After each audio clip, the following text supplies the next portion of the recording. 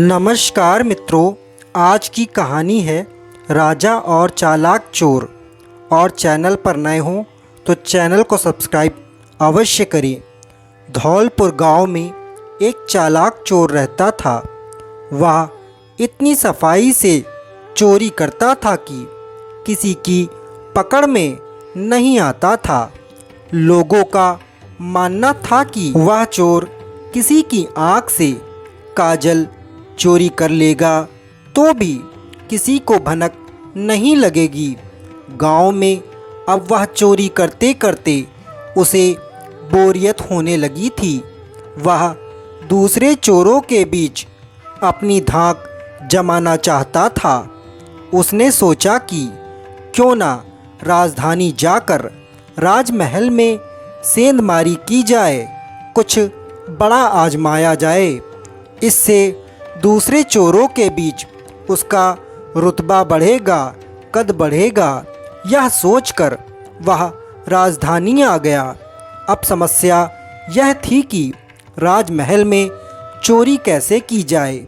वहाँ सुरक्षा में पहरेदार 24 घंटे तैनात रहते थे।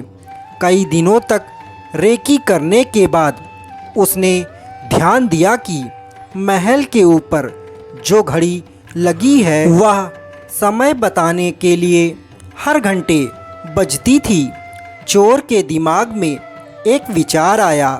चोर रात में कुछ लोहे की कीलें और हथौड़ी लेकर राजमहल में जा पहुंचा और जैसे ही घंटी बजती वह दीवार पर एक कील ठोक देता।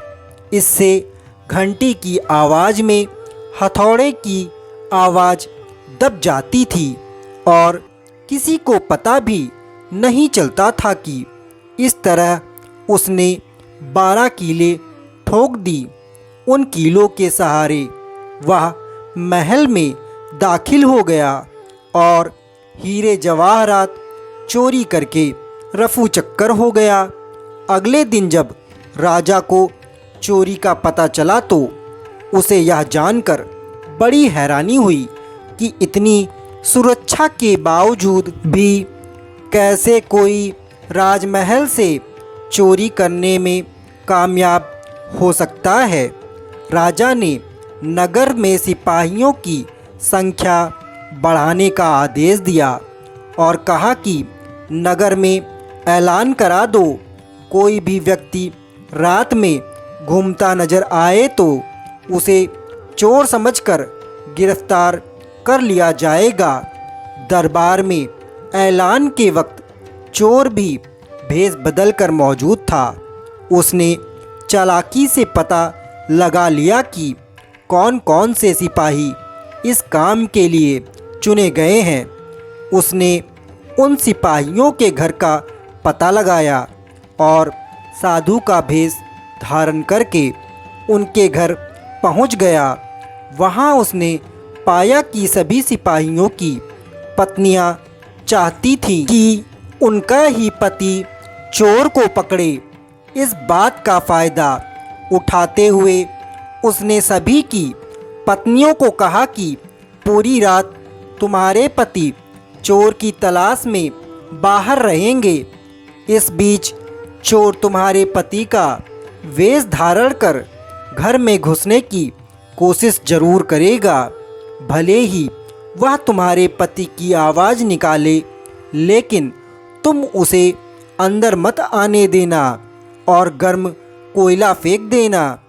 इससे चोर घायल हो जाएगा और पकड़ा जाएगा। पत्नियों ने हामी भर दी। वही सिपाही पूरी रात गश्त करते रहें और चोर की तलाश करते रहें। सुबह के 4 बज गए थे। सभी सिपाही चोर को ढूंढते ढूंढते थक गए। तभी सारे सिपाहियों ने यह सोचा कि अब घर चलकर थोड़ा आराम कर लेते हैं। सुबह भी हो चुकी है। जब वे अपने अपने घर पहुँचे और दरवाज़ा खटखटाया तो पत्नियों को यह शक हुआ कि इतनी सुबह सुबह कौन हो सकता है। उन्होंने सोचा कि साधु महात्मा की बात सच हो गई। जरूर ये चोर हैं जो भेष बदल कर आया है। वे सभी जलता हुआ कोयला अपने पतियों पर फेंकने लगी। इससे सारे सिपाही घायल हो गए। उन्हें अस्पताल में भर्ती कराना पड़ा। दूसरे दिन राजा को जब सारी बात का पता चला तो वह चिंतित हो गए। उसने फौरन कोतवाल को आदेश दिया कि जितनी जल्दी हो सके उस चोर को पकड़कर हाजिर किया जाए। कोतवाल ने शहर में पहरा देना शुरू कर दिया।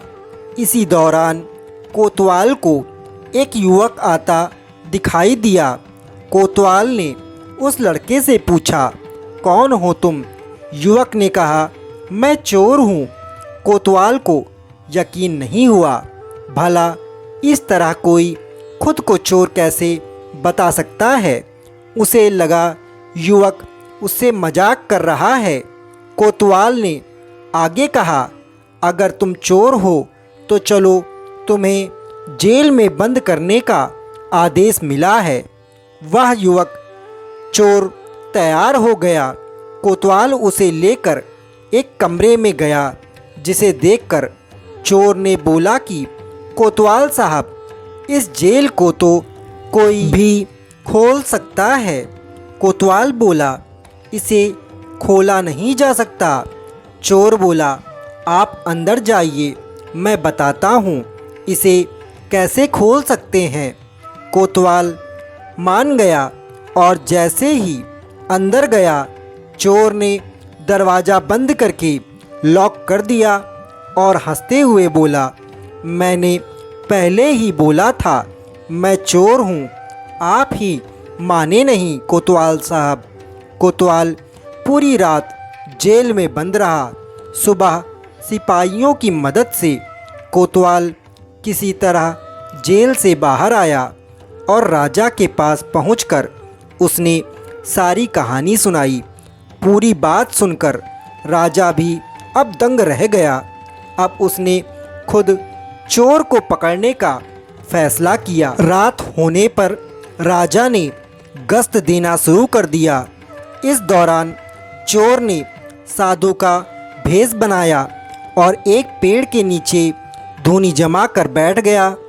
गश्त के दौरान राजा इधर उधर के चक्कर काट रहा था। इस दौरान उसने पेड़ के नीचे बैठे साधु को देखा तो पूछा कि हे बाबा, इधर से किसी अजनबी इंसान को जाते हुए देखा है क्या? साधु के भेष में बैठा चोर बोला कि मैं ध्यान में था, इसीलिए देख नहीं पाया। इस दौरान राजा को एक विचार आया।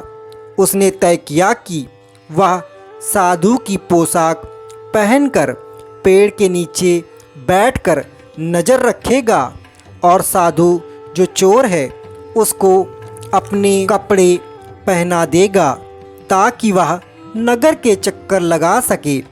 पहले तो चोर इस बात पर राजी नहीं हुआ, लेकिन काफ़ी चर्चा के बाद वह राजा के कपड़े पहनने के लिए राजी हो गया। राजा साधु के भेष में पेड़ के नीचे बैठ गया। इस दौरान चोर ने राजा के राजसी कपड़े पहने, घोड़े पर बैठा और महल जाकर आराम से खा पी कर सो गया। जब पूरी रात गुजर गई, सुबह के 4 बजे के करीब राजा को लगा कि साधु तो अब तक लौटा नहीं है और न ही कोई अजनबी इस रास्ते से गुजरा, तो उसने महल लौट जाने का फैसला किया।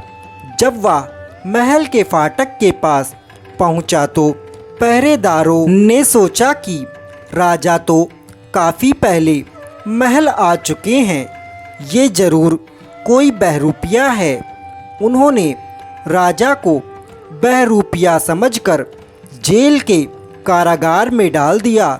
भोर होने पर एक संतरी ने राजा को पहचाना और जेल से बाहर निकाला और क्षमा याचना मांगी।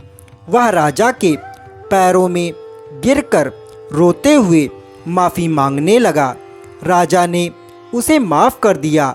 राजा ने महल पहुंचकर देखा कि चोर रात भर उसके बिस्तर पर सोया और उसी की पोशाक में सुबह होते ही फरार हो गया था। अगले दिन राजा ने ऐलान किया कि अगर चोर उसके सामने आ जाएगा तो उसे बख्श दिया जाएगा, साथ ही उसे नौकरी के साथ इनाम भी दिया जाएगा। चोर वहां मौजूद भीड़ से निकलकर बोला कि मैं ही चोर हूँ।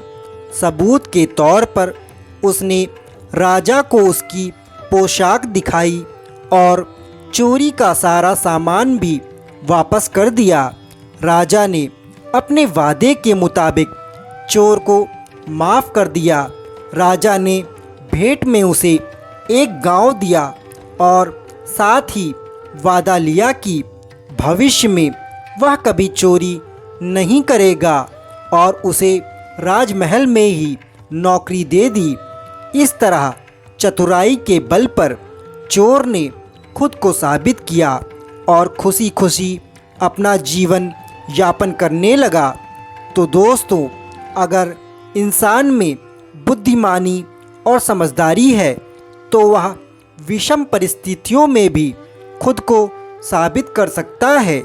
चाहे वह कितना ही टूट चुका हो, तो कभी भी अपने जीवन में किसी भी क्षण सफलता या असफलता से हार नहीं मानना चाहिए। हमेशा अपने काम के प्रति दृढ़ निश्चय होकर लगे रहना चाहिए। तो दोस्तों, आशा करते हैं राजा और चालाक चोर कहानी आपको पसंद आई होगी। अगर पसंद आई हो तो चैनल को सब्सक्राइब अवश्य करें ताकि इसी प्रकार की कहानी आप तक पहुंच सके। नमस्कार दोस्तों।